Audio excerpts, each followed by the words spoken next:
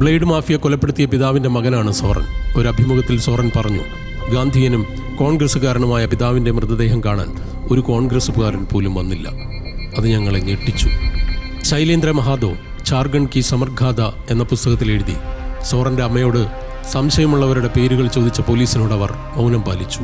ഒരു കാര്യം മാത്രം പറഞ്ഞു, തൻ്റെ മകൻ ഇതിന് പ്രതികാരം ചെയ്യും.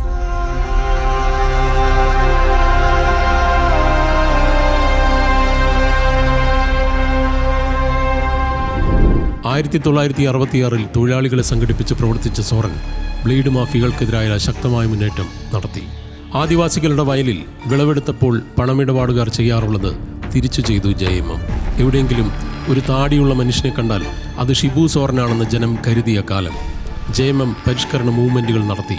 ഗ്രാമീണരുടെ കടബാധ്യത, ആദിവാസി ഭൂമി തട്ടിയെടുക്കൽ, ഇതിലെല്ലാം ഇടപെട്ടു. ആദിവാസി ദലിത് മേഖലയിലെ മദ്യവിരുദ്ധ പ്രചാരണം, സാക്ഷരതാ പരിപാടി, സ്കൂളുകൾ, ധാന്യ ബാങ്കുകൾ, ഗ്രാമീണ JMM വായ്പകൾ, ഗോത്രപാരമ്പര്യം നിലനിർത്തുന്ന ജനകീയ കോടതി എന്നിവയുണ്ടാക്കി.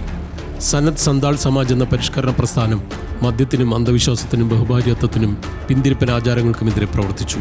ഫസൽ ജാബ്ത്, സമീൻ ജാബ്ത് ആന്തോളൻ എന്ന വിളയും ഭൂമിയും പിടിച്ചെടുക്കൽ സമരം നടത്തി. മാരോ മഹാജൻ എന്ന മുദ്രാവാക്യമുണ്ടായി, ഭൂപ്രഭുക്കന്മാരെ തല്ലാനുള്ള മുദ്രാവാക്യം.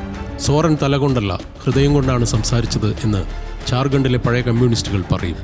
ആദിവാസി കുട്ടികൾക്കായി തുണ്ടിയിൽ സോറൻ രാത്രി പാഠശാല തുടങ്ങി.